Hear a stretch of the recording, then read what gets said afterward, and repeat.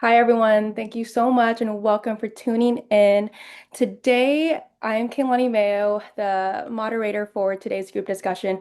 I am here with Sam and Grace, who are theology majors at Vanguard University, as well as Alessandra, who is a kinesiology major. Today, we will having a group discussion based off the movie The Hong Konger, which in a nutshell highlights Jimmy Lai and who Jimmy Lai is. Jimmy Lai was a guy that went to Hong Kong, moved to Hong Kong at the age of 12. And from there, he went from working factories to owning factories to producing one of the biggest media production companies in Hong Kong. And from there, he was the number one. He had the Apple Daily News, which is the number one newspaper in the Chinese language for pro-democracy. And then from there, he became a political activist in fights for pro-democracy in Hong Kong. And today we'll be discussing that movie, the documentary, with Sam, Grace, and Alessandra. And with that being said, we're going to go ahead and kick off with the first question towards Sam. Sam, why don't you go ahead and just kick us off with the first question, which is, how does Jimmy Lai's use of media promote democracy in Hong Kong, highlight the role of free press in protecting democratic values? Yeah, absolutely. I was very inspired by how he started his own newspaper in order to use his voice to speak, yeah, boldly for democracy and for freedom. He was very passionate about freedom, so he didn't care about the consequences of his voice trying to be shut down or him getting, arrested and different things like that. He was just very, very bold and intentional about using the newspaper specifically for speaking the truth, because he noticed that a lot of people's voices were being silenced because they were afraid to speak out against like the communist um, government, I believe.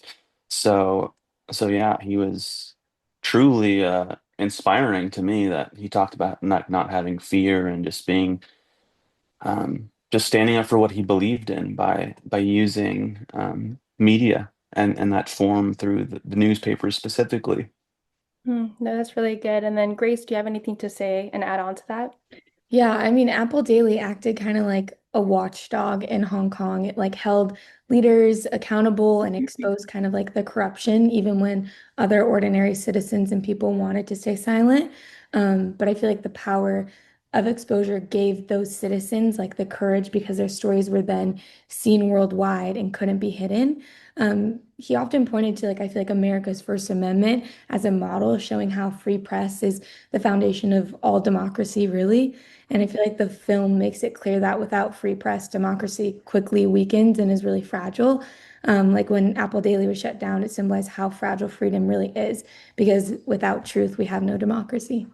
Yeah, well, that's really good. And then, Alessandra, what about you? Yeah, I completely agree. I look up to Jimmy and the way that he used this use of media through freedom of press. It just expressed our amendments, and he stood up for what was right. Even in the backlash and even in everything that he went to. I think the freedom of speech. He really took advantage of it. I think sometimes people, when they are receiving, harmful remarks or all these things, they'll back down, but he just took a step forward, and his boldness was an act of peace throughout the whole world. And it gave people the power to also react and protest in a peaceful way as well. And probably even gave them the ideas to use their amendments to their advantage and to continue to spread the truth. So. No, that's really good. And obviously, we go to school here in the United States, more specifically in California. So this film, it shows how fear is used as a political weapon to silence opposition. Do you guys see any similarities or parallels in our democracy in the United States? Why don't we go ahead and have Alessandra want to go ahead and start us off?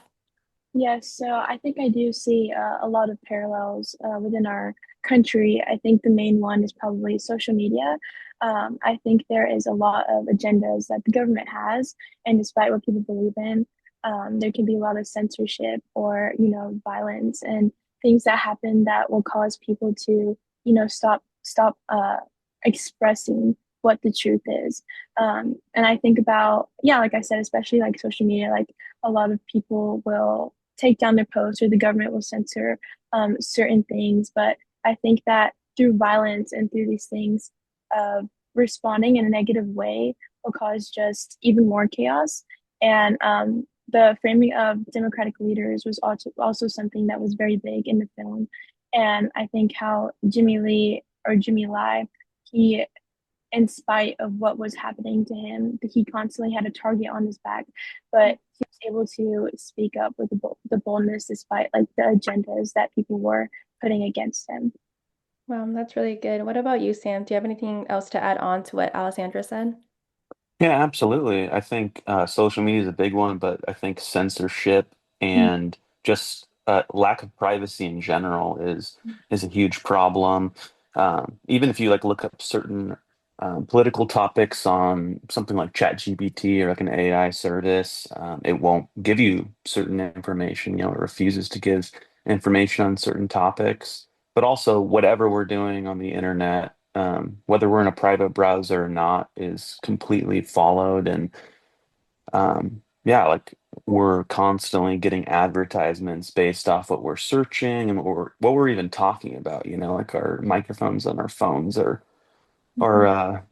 listening to us, or because I've even like had difficult conversations with people and then get an ad for like, oh, maybe you should consider therapy or something. Like, man, this is Yeah. kind of sad, kind of scary. But I think just lack of privacy, um, to sum it up, would be a huge issue that I think is parallel to the film.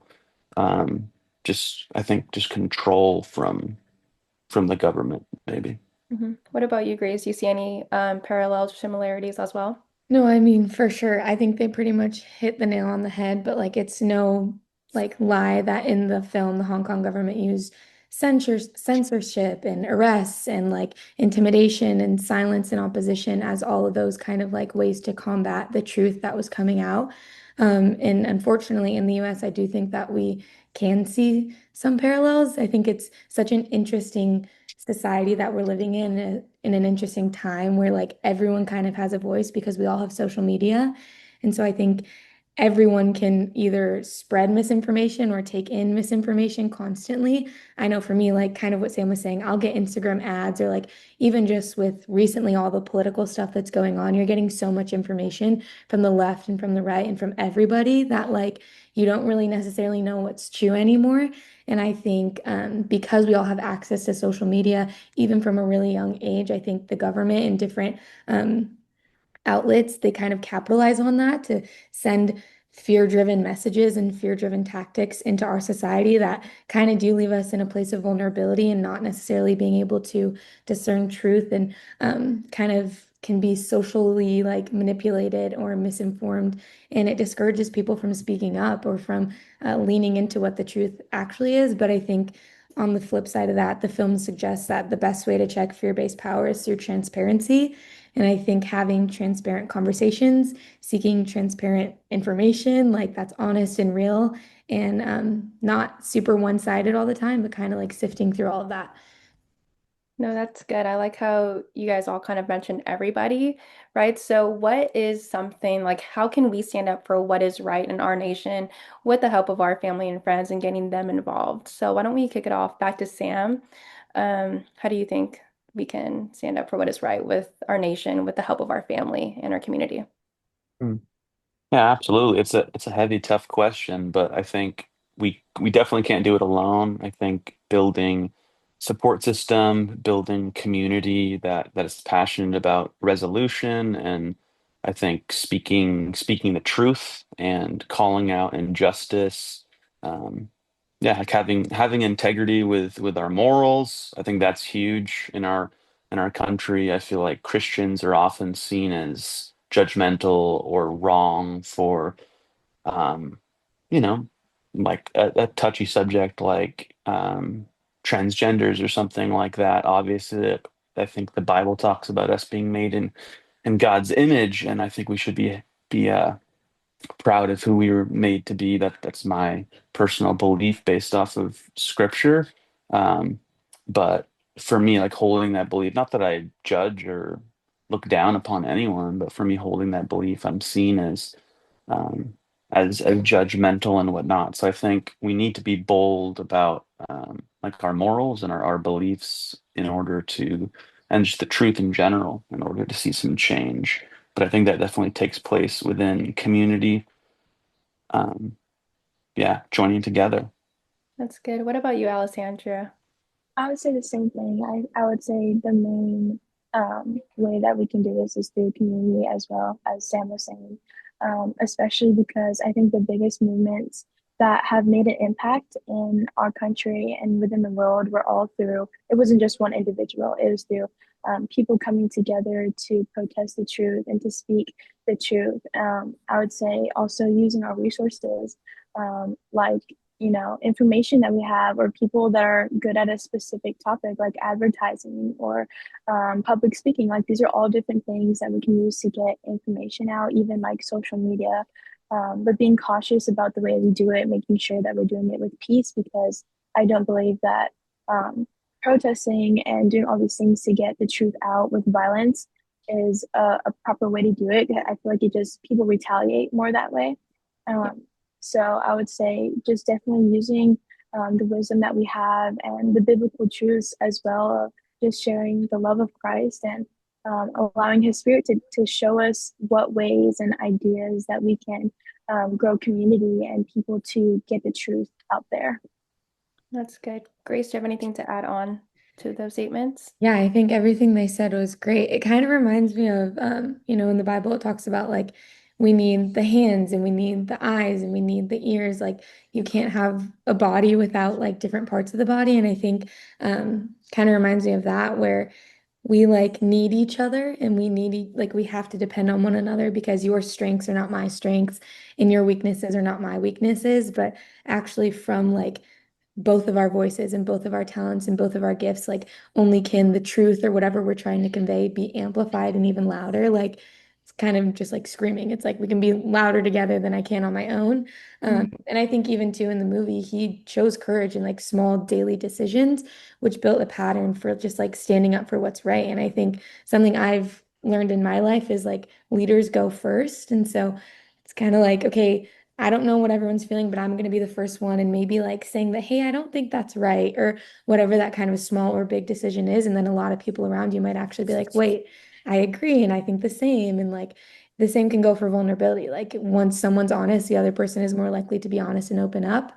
Um, but I think just being together and united, like with our family, with our friends, with our communities, like a message is amplified under like the realms of silence, especially like control and censorship as well. So together, like the close bonds we create can kind of conquer bigger challenges together. So we need each other in order to conquer these things. It's like the government too. Like they can't just do it with one person. You can't just do it with the president. You have to have all these minor parts that can also make things move and go in the right direction. No, that's really good. I love how you all mentioned God and faith in some sort of way or aspect. So, with that, how does faith and having like a religious backbone shape decision making similarly to what we saw in the documentary with Jimmy Lai? I'll take it back to you, Grace. And yeah. Yeah.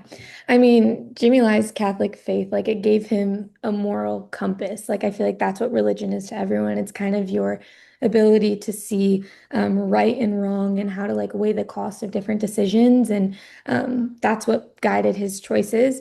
And I feel like the film shows how faith gave his suffering a deeper purpose. All the things he endured, there was something that was tied to it, and a why behind it that allowed him to endure a lot of different things and pressures and prison and all of that. And I think his belief helped him look beyond himself, focusing on the good of others and not just thinking of his own life, his own world and the things that are going on with him. But I think the ability to see outside of yourself and fight for something that is greater than who you are.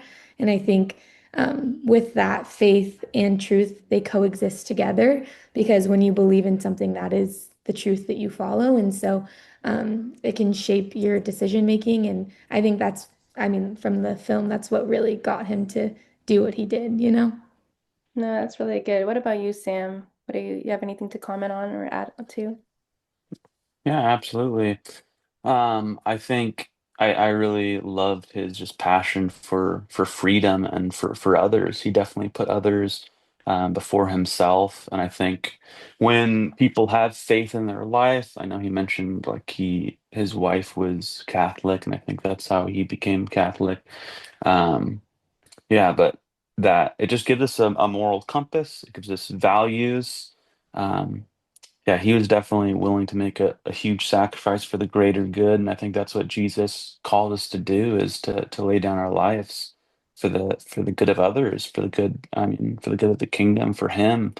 Um, and when we like give up our life, we actually find true life. So, um, yeah, I mean, I was sad to see that Jimmy, or yeah, that he is now in jail still, which is pretty sad, you know. But I mean, he was really fighting for something good, for something noble. So I think that that is what people of faith should do in their decision making is sometimes making the hard choices as long as they're standing for the truth and what God desires for us. Yeah, that's really, really good. What about you, Alessandra? Do you have anything else to add on to as well? Yeah, I would say like what they're both saying, the main thing that I just keep thinking about is just like the hope that having a faith in Christ will bring. Like knowing that Jimmy, I'm sure like he would constantly just think like this is for a greater good, like for a greater purpose. Like he's not just receiving this persecution and these things for no reason. Like he's doing it because he knows the hope that he has in Christ. And it just gives us that foundation and that eternal rest knowing that like God has our back and despite the things that he's getting thrown at him like he has God to give him the wisdom the perseverance the strength to do all these things and as well in our lives like when we're persevering through the hard times and protesting and fighting for what is good we have a boldness from Christ and I think that's like the best boldness to have like the boldness of Christ and we're able to also share God's love through humility. I think about Jimmy throughout the film, how he was constantly just reflecting the love of God. Like he wasn't cursing people, he wasn't fighting with violence. Like he was constantly humbling himself enough to get wisdom, to get information, but to put it out there for people to hear and to see. And also just his peace was just evident. Of course, he had that weight on his shoulders, but there was a peace that he knew, like that everything was going to work out in God's will. No, that's really good. And so we have a few more questions, and something that I want to touch on very briefly is Jimmy Lai. He faces arrest, suppression, financial pressures, personal risk, and we do see in the film that there are some resistance, and there's peaceful versus like um, there's escalation, right? People stay, people leave Hong Kong. If you were in their shoes, what would you do and why? Why don't we go ahead and kick it off to Gracie first? Yeah, I mean, this is like such a hard question because it's like I wasn't there, so I don't know exactly what I would do. I mean, I would like to say that I would make a choice like Jimmy Lai and say that like I would see that the greater good is to stay and to kind of fight that battle and do my best and play my part. But I mean, I can't say like 100% certain. I know that like I have every intention in my heart that I hope that God would give me the strength and the wisdom and the discernment to do that, which I think sometimes there can be discernment in leaving. But in this case, I would hope that I would stay. I also think I have like a very big justice meter where like injustice just like really gets me. And so I think my heart would feel very burdened for that. So I think I would stay. That's good. What about you, Sam? What would you do? Would you stay? Would you leave? What would you do in that situation and why?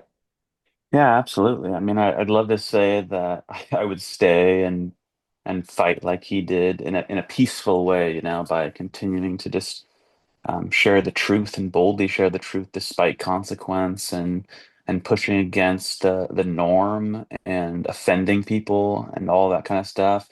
I would like to say I would do that because I want to be like Jesus, and he was very peaceful in his protests and but very bold standing up for what's right. But I don't know. When I think about my day-to-day life, sometimes like if someone says something that I disagree with, it's hard for me to be bold with them, and because I'm afraid to offend people, you know, I'm afraid to hurt people's feelings, or I'm afraid to like look stupid or look like the dumb Christian or something like that, you know? So, um, I say that I would stay and do what he did, but I don't know. I mean, I could honestly, I mean, maybe I would stay and conform and and not speak up for democracy. Who knows? It could really go either way, but I would hope God would give me the boldness to stay and to stand up for a noble cause.